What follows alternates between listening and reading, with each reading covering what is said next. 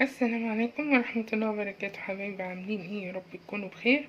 ان شاء الله النهاردة انا هعمل دقيقة بامية صغيرة كده. عندي البامية مغسولة ومتقمعة، وطبعا عندي فرخاية صغيرة كده هسلقها واحمرها. عندي طبعا الطماطم، توم، بصل، عليه ملح وفلفل. عندي بقى ايه حتة تقطوعة صغيرة كده هحطها عشان تدي الصلصة بتاعت البامية طعم حلو. تمام. هنبتدي بقى ونقول بسم الله الرحمن الرحيم. انزل بالسمنة،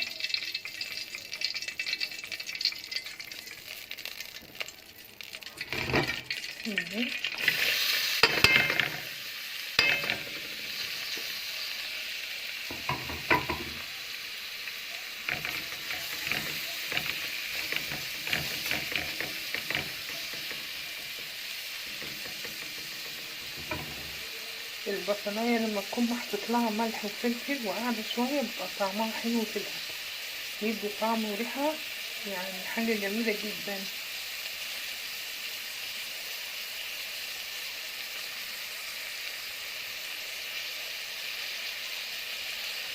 هشوحها بقى شوية كده، يعني في نص تحميرة، واروح نازلة عليها بالثوم وتقطعتين اللحمة كده السمين.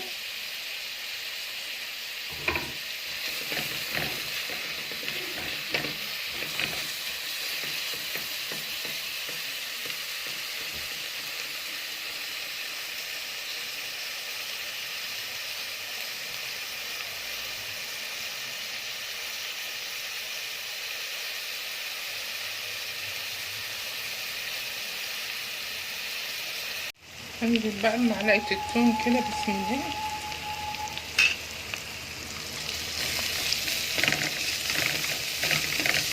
واسيب بقى معلقة تانية تكون نية، عشان بحب احطها نية كده مع البامية قبل ما احطها في الصلصة بتاعتي، في التغذية بتاعتي.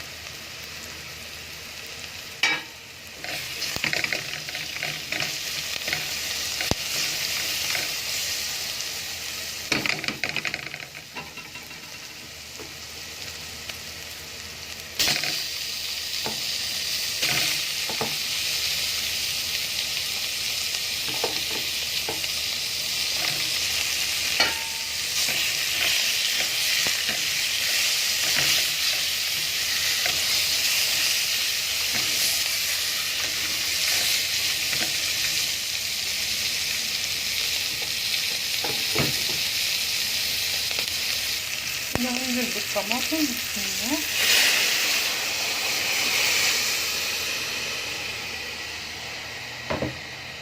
سيبها تتسبك براحتها خالص، اوطي عليها النار بقى وتتسبك براحتها. عقبال بقى ما اشوح الفرخة بتاعتي.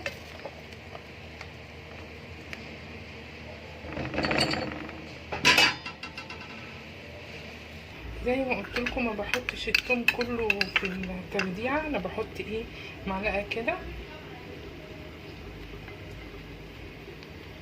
مع اليمين. عندي هنا بقى حاطه ورق لوري وحاطه حبهان. انزل بالفرخه بسم الله،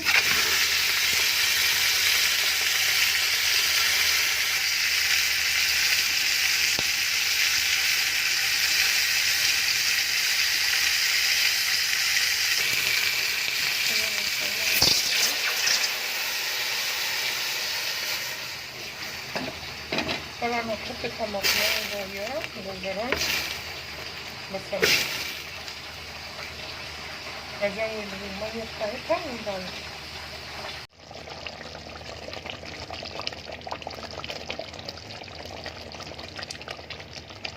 هنزود لها بقى كوبايه ميه.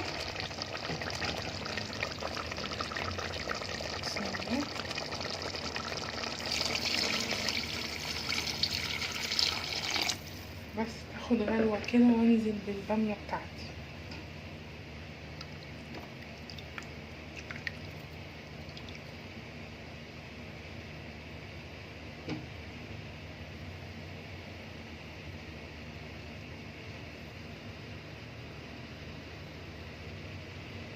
كده بعد ما خدت غلوة كده هنزل بقى بالبامية. بسم الله.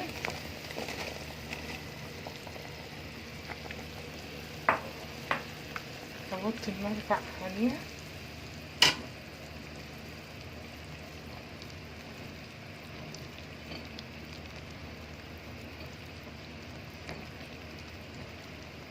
بصراحة ريحتها روعة.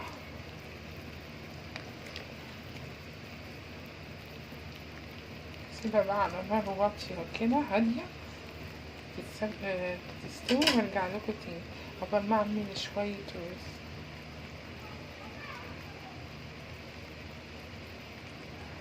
اعمل الرز بقى. انا نزلت بالسمنة وهنزل بمعيار المية. بسم الله.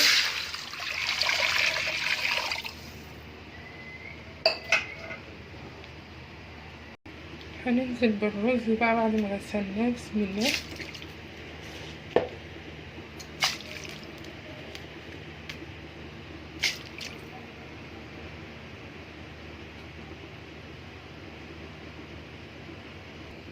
حطيت الملح واقلب بقى عشان الملح، وقبل ما يتشرب خالص متسيبوش لغاية ما يتشرب خالص وينشف، يكون لسه فيه كده ايه شوية مية، وتروحي حطها على الصاجة بس ده على نار هادية.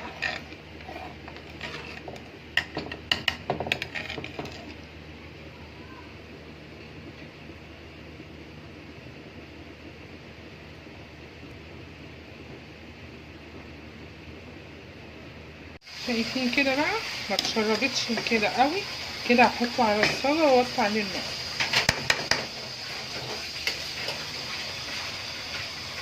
حبايبي انا خلصت البامية اهو. تمام.